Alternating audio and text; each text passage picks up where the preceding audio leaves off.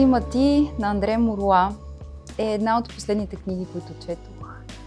И мога да кажа, че със сигурност остана така една от, може би, важните в моя живот. След като толкова време я мисля, остана в душата ми и със сигурност съм си взела не нещо, а много от нея.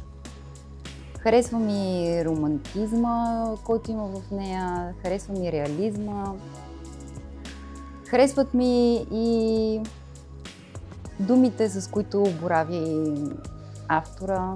Дори и сцените, които будят болка, будят тъга, са описани красиво.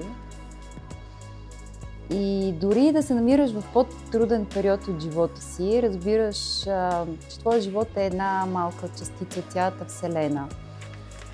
И ти си там някъде с твоите си тегоби, за някой друг могат да изглеждат смешни, нелепи, маловажни, нищожни. Но за теб това си е твоя свят. Харесва ми психологията в романа. Харесва ми, че толкова силно се разказва за вътрешния свят на главния герой Филип Марсена и за неговия път от юношеството, за което за мен това е пролетта. Пролетта, защото тази книга се казва Климати и ти всъщност след последната страница разбираш защо така е кръстена. Тази книга описва по един много интересен начин желанието на човек да обича, желанието на човек да има връзка, желанието на човек да изпитва любовта и всъщност неспособността това нещо да се случи.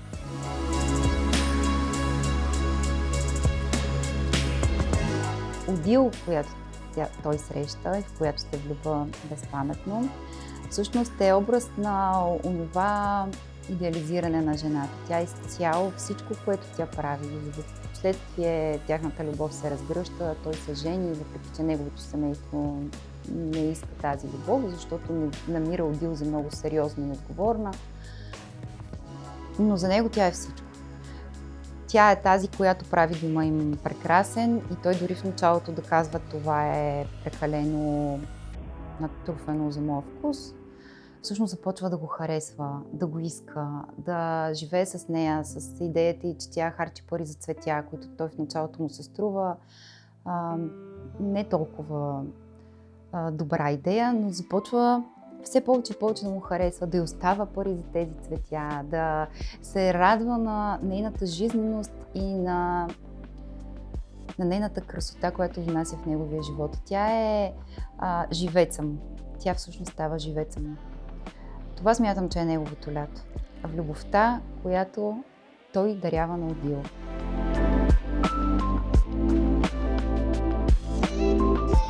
Имах нужда от тази красота, да. От изяществото и от порцелана, ако мога така да го рефразирам.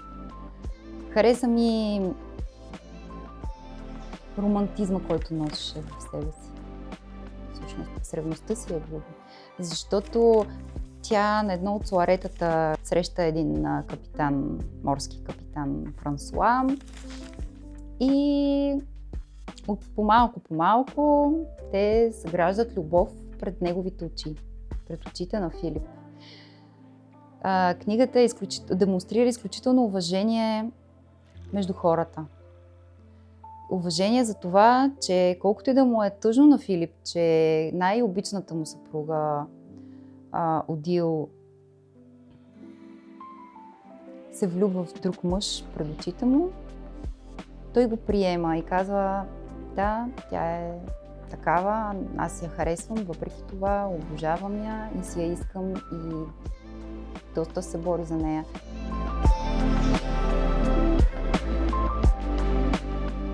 Щастието за него в крайна сметка беше постижимо само за няколко месеца в различните етапи от живота му.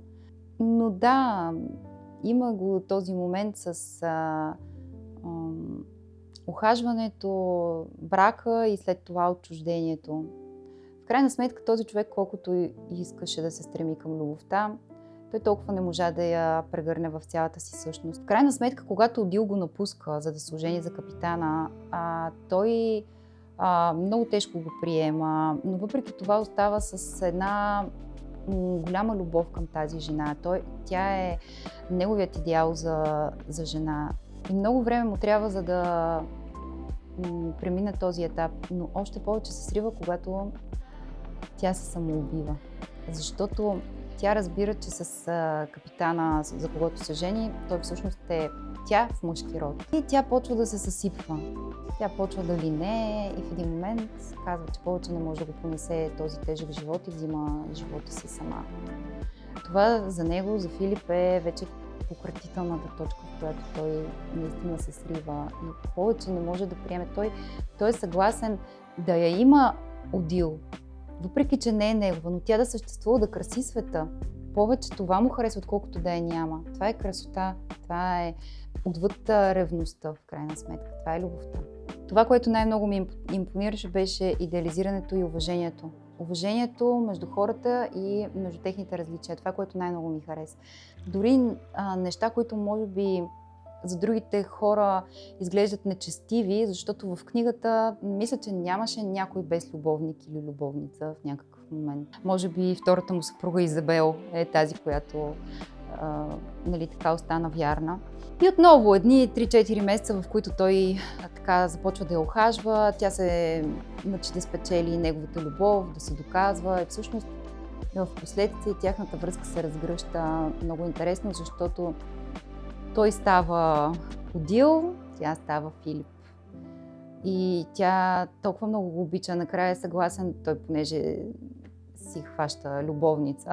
И Изабел в крайна сметка дори приема Соланж, защото тя кара Филип да е щастлив, да цъфти, да е усмихнат. Така вижда се отново пролет в неговото настроение. Тук пак идва идеализирането на любовта и на това, че можеш да обичаш някой, въпреки че не е твой. В Климати всъщност се показва вътрешния свят. Какво се случва в твой вътрешен свят? И благодарение на любовта той как или се разбива на парчета, или разцъфва като красиво цвете.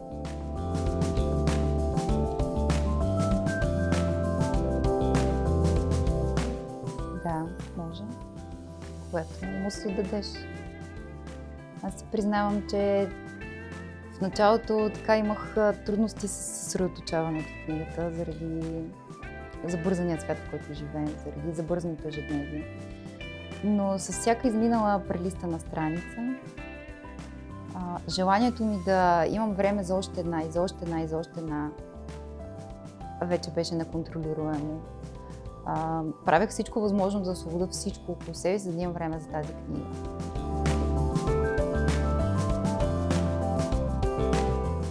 Да, много си подчертавам. И разбрах, че това е много лош навик.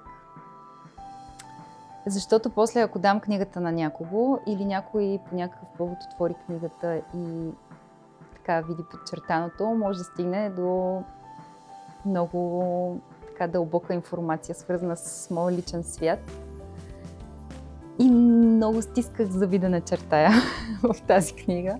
И има много психологически книги, които съм си подчертавала за неща, свързани с мен.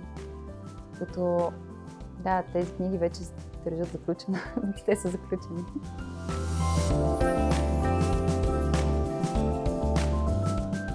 Имам две книги имам. Започнала съм да чета Летището на Артър Хейли. И миналия месец, подавайки топката от една градинка, защото беше изхвърчала на децата от училището, беше минала оградата и аз отидох да им подам топката и в храстите, в калта и намерих една книга. Тя подгизнала беше, кална, но беше Изкуството на войната. И аз си казах, че може би не случайно ми помага. Не случайно от тази книга я намирам сега, защото може би поради някаква причина трябва да я прочета най-накрая. И така и съм ги зачела и двете.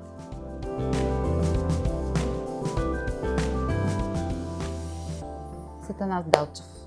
Защото Спомням си, когато го учихме в училище, че ми беше направо впечатление. Може би тогава аз се идентифицирах някъде с него. В сериозността на всичко това, което той описва и в простотата. Липсата на чувства, липсата на емоции. Но на мен ми хареса Далчев с простотата и студенината, която имаше. Просто беше антипод, може би, на моята момичешка интимност на преживяванията, които тогава имах, на трепетите, на влюбванията. Исках да го питам защо. Защо така? Кое го е формирало така? Кое му е взело чувствата?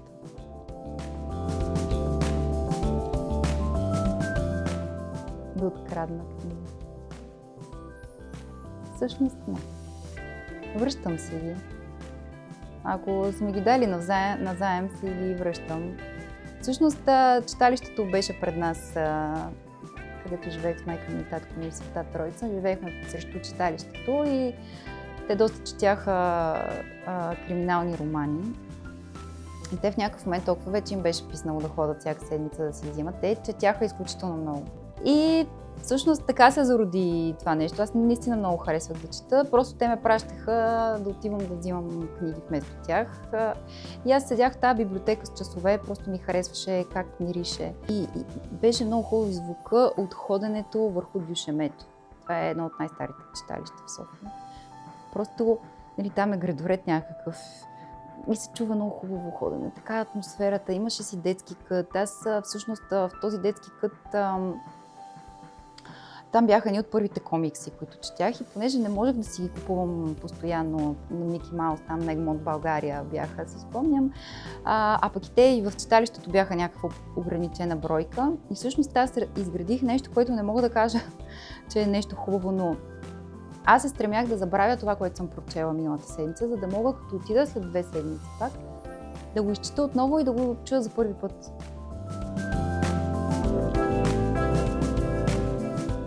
Удоволствието от четенето е различно в различните моменти от живота на човек.